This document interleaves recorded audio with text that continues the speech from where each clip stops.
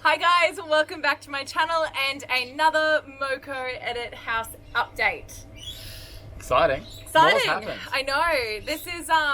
This is where we are updating you on things that have already happened to get up to where we are so that we can share all the things that are just about to happen and then keep you up to date actually on a weekly like we said we were going to. Right, we'll get there. We will get there.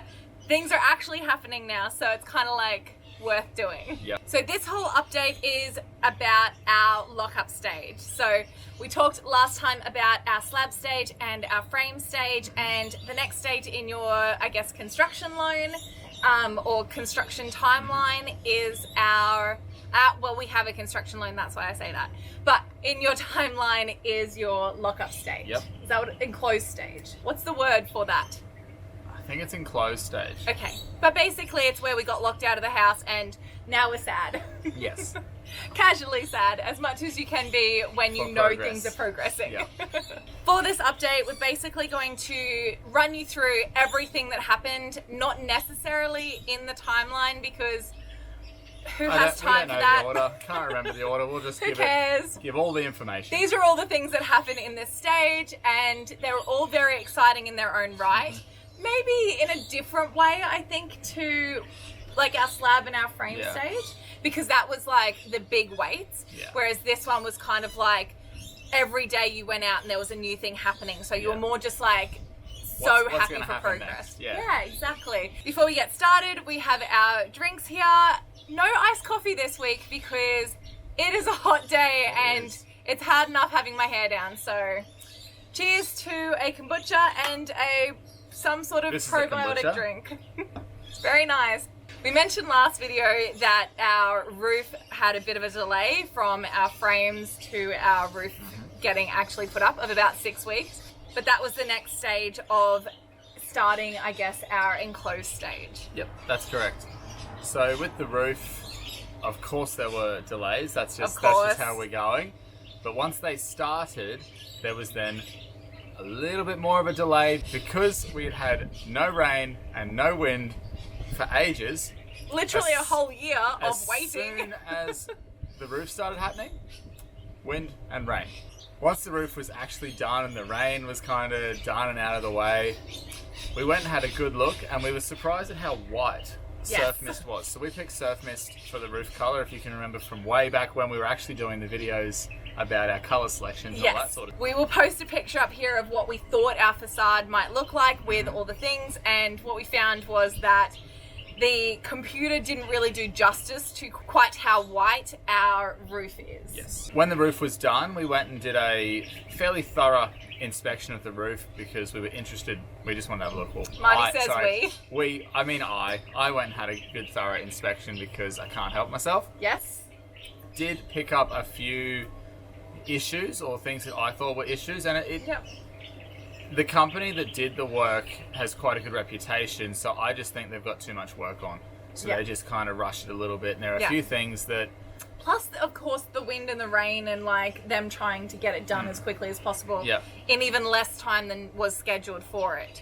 So we do understand that. However, there are some workmanship issues, so we just raised those with the builder and they're going to fix those before we move in, which is fantastic. And pretty much from that roof going up and having that done, it was pretty much full steam ahead. So the next couple of things, as I said, it was pretty much every day you went out and there was something new that was happening. Because then after that we did the electrical meeting. Yes. And then there was the electrical pre-wire. So with the electrical meeting, we met the electrician out on site nice and early in the morning so we could kick off his day at our house essentially. Yes. And we walked through the electrical plan and went, all right, these things are going here.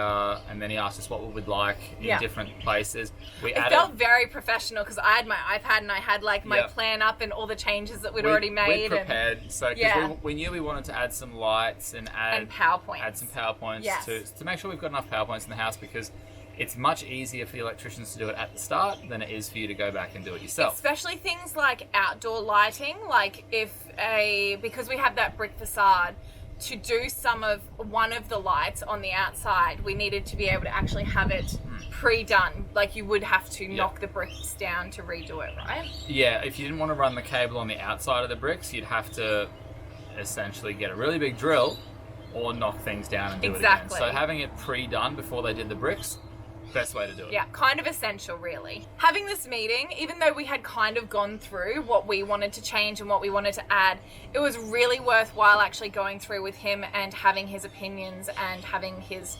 expertise, actually, really. He knows the codes that he has to work to, because PowerPoints have to be a certain distance away from different things, and then your light switches will only fit in certain places. And you've got all the standard heights to meet as well, so he'll be able to say, all right, this will be here or here, which one do you want? Yeah. But then another thing he pointed out, which was very good, was the position of the lights in relation to the fans. So if your lights are too close to your fans, you might get like a strobe effect when the fan's on. So we actually moved some fans a little bit and the lights as well, so that we could avoid that effect in the rooms, because no one wants an office where you're having a disco party unless you actually make that choice to do that. Yeah, exactly. Another thing that we really thought was important to add into every single room was 2 double power points. So some of the rooms already had that, which we thought was fantastic. But from our own experience, if you've only got one double power point in there, you're kind of very limited with where a desk can go or where lamps can go, and you end up with extension leads and power boards everywhere, and nobody wants Guilty. that. That's us right now. Once we had that meeting sorted, we added our extra things, and what is the thing that you want to talk about? What is the thing that I want to talk about? Facade. The front facade. So, look. This is a beautiful, lovely, fantastic idea, and it's going to be so nice for curb appeal, but I don't care. Marty has decided that we need feature lights out on the front of our house. So out the front of our garage, we'll have 2 down lights over the garage for lighting of some reason. Looks nice on the door. Yeah, but you actually have to go inside to turn them on. They're not automatic. They'll leave them on all the time. What? Or I'll put smart bulbs in. Oh, okay. All right, okay. All right, okay. Okay. And then also, of course, wanted to have his feature light on on the bricks, which is the one that we were talking about earlier. Lighting over the barbecue. Yeah, so that's out the back, and that all makes sense to me. Like, I agree with all of that, but it was that front facade that I was like, put a spotlight, put a sensor spotlight out there. Like, it was more expensive than I thought, let's be honest, but it's going to look great. Actually, no, the feature light was thrown in for free, so thank you, builder. We appreciate you. Yes, we do. The next thing we did as part of the electrical meeting was go through where we were putting the data points. So the estate we're building the house in was done before the government got their hands on the current government, previous government, I don't know, before they ruined the NBN. So back when it was fibre to the premise everywhere, so we will have fibre to the premise, which means there'll be an NBN box in the house, and then we'll need a data point in there, and then from there we can put data points in different spots in the house so that we can put our router for our networking wherever we want in the house. So we went through all that so that we had the equipment in the areas where we were going to be working or where we were going to be, because we didn't want to have to go into the hot garage and have it all sort of on some weird looking shelf in the corner as you go into the garage. Yes, exactly. So it'll look tidier and it'll work better for us. Definitely. So after we did that meeting and after the electrician had been and done all the pre-wiring, we then thought we'd go and have a quick look just to make sure that everything was checked off so that all the things were put in where they should have been. Yeah. And that was because once they do the wall sheeting, it's very hard to go back in and actually add it. So adding things while it's just frames, very easy. Definitely. So we did pick up one of the data points was missing, and that was the one out of the office, which is perhaps the most important one for us. And so all we did was we called the builder, and then we called the electrician, and he said, yeah, no worries. And he went out that day and just put in. It really easy to do because there was no wall sheeting up. So he just went out, did that, and it was an easy fix. Yeah, and I think that they're very appreciative of you letting them know these things. It's not like, it's really frustrating. Yeah, you got to do it the right way. But I do feel like they're kind of more appreciative that they're doing it now rather than later. So don't feel like you shouldn't go and say those things if you... Yeah, don't just write a list and give it to them right at the end. Yes. If you pick it up, the earlier it's picked up, the easier it can be rectified. Definitely. Definitely. At around the same time as the electrical pre-wire, they do all of the plumbing that is above the slab. And I just have to say that I love our plumber. He was just really considerate. He actually gave me a call one day out of the blue and just said, you know, like, I'm just putting in all the pipe work, all the specific placing and that sort of stuff for the pipes of all of the tapware and your bath and showers and that sort of thing. And I've noticed that your bath tap is going to be right at the head of the bath. I think that it would be better if you put it in the middle so that you're not going to bang your head if you want to lean up that end. What do you think? And I was like, yes, I didn't know I could do that. I thought that I was stuck there. So it was really lovely to actually just see that these tradespeople are taking the time to look after us and help us out with things. Just like the electrician. Well, they do it every day. Exactly. So they see all the different ways people do it, and they see ways that are probably better than others.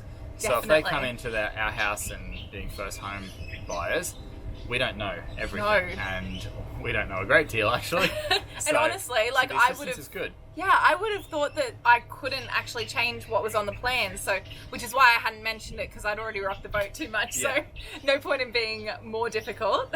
Yeah. And I guess there's not a lot of plumbing work to do above the slab, because the vast majority, all your drains and a lot of it is all done like before the slab is actually laid. Yes. And the actual putting in of stuff is the next stage. Yeah, that's right. So you've got all the stuff that happens just before the slab's laid, because that all goes down to all your drains and your stormwater and everything all goes in then. Then when the frames and trusses are up during this stage we're doing now, that's when they run all the pipes through the walls and the ceilings and get it ready to put the taps on. Yeah, exactly. Then in the next stage, that's when they go and they do all the fiddly stuff where they put the toilets in, all the they pretty put the stuff taps that I on, can't wait to see. all the stuff you actually see. Yeah, exactly. So it was really cool to see this stage of it, because I've never really thought about pipes or anything like that. So that was awesome. The next thing that they did was our air conditioning, and I mean, this is pretty self-explanatory. It's all just like the pipe work and the hoses and that sort of stuff, so the placement. No units go in, so the indoor units and the outdoor units don't actually get installed yet. It's just the just pipe where work. they go. So we currently have it in our main bedroom and in our like open living area.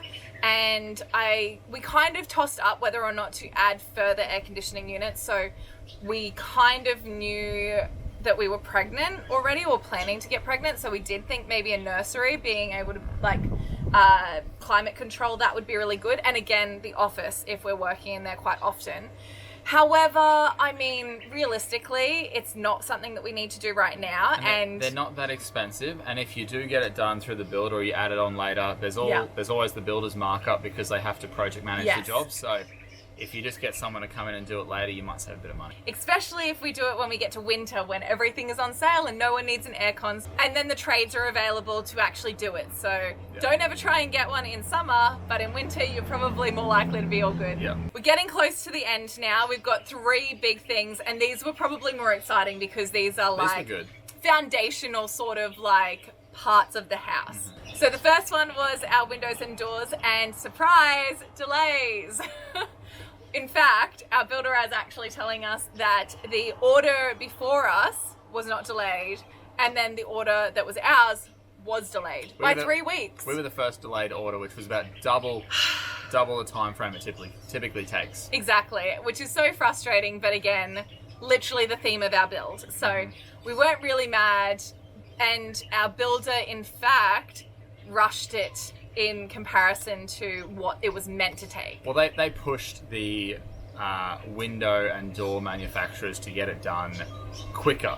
Yes, so that 3 weeks could have been quite a bit longer. So when we say windows and doors, we're talking about all of the glass, basically. So sliding doors and our like main windows. Yep. And we decided to get white framing for this. So this actually looks really, really fresh in person, which I was a bit nervous about, because I would probably prefer black. Well, black is Black is very in at the moment. It is. But we went white because we went surf mist for the roof. Yes. We picked light bricks. We picked light bricks, so we went the white, so it kind of all stays works, in that theme. It ties together really well. I think that if we'd gone black, it would have looked too stark or different. And even though our gutters are actually like a darker grey colour, which is called basalt. Basalt.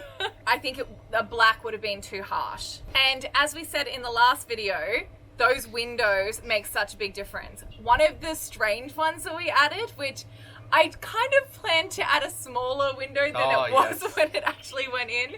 But there's a garage window so that we actually have some airflow in there, because we only have the connected garage, not an actual shed. So if we're working in there, it's nice to actually have that airflow. Yeah.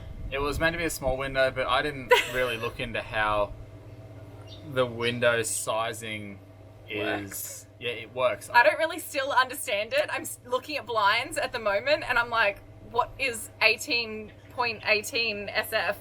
Like, what does that mean? I don't actually remember what it means, but the way it went is the window's huge. Like, it's the same real size good as for our breeze. bedroom window, I think, instead of being like a small. We thought it was going to be like a little one, but it's real not, big. which is good. It means we get lots of light and lots of airflow, but it's just not what we were expecting. No, and honestly, it's the same sort of thing for our lounge room. Like, having that extra window means that that whole side of the house opens up for natural light. So it's going to be really beautiful. I agree. Once the windows are all in, that's when we moved to putting up the gyprock. Yes. Now that went up really quickly. So the guys that did that, they smashed it out. Power through it. It's It went so quick. really, really quick. They did all the walls, they did the roof sheeting, and then all the cornices and that pretty little fiddly stuff. Yes. With all that done though, it really does feel like a house now, because when you go inside or you look inside, you can actually see the rooms. You can't see through the walls anymore, which... You've got your doorways, you actually feel that space. Yeah, so when you want to go inside and have a look and actually sort of picture what you're going to put in that space, you can picture it properly now, because it's a room. It's actually a room. Yeah, especially that activity room. Now I can see how much actual wall space I have. And again, in the living room, you can see where you can do a wall-mounted TV, all those sorts of little things. Like, it just makes it so much easier. And you can now see Marty's incredibly expensive rake ceilings. It wasn't that expensive. It wasn't that bad, but it looks really, really good. Makes the room feel bigger. So we went with the raked ceilings in the open plan living area, just to make it, because the open plan area, it's not a huge space. It's a good size space, but it's not a huge space. So we went with the raked ceilings to make it feel a bit more open and look a little bit more special. Yeah. And I think it really does. It does work. I mean, in the planning stage, I wasn't necessarily all for it. I thought it was cool, but like not a necessary for your first house. But now in seeing it, definitely worth it. Like, it looks incredible, and it kind of gets you really excited to be in that space. And I think it actually makes the room significantly bigger because you don't really have that kind of like lower or like normal ceiling. So the last thing to happen before they locked us out of our new home was the bricks. And look, seeing your bricks on a pallet, super exciting, but you kind of start looking at them, you're like, is that the color that I chose? Is that what it's going to look like on the house? And I don't know about you, but I felt a little bit nervous.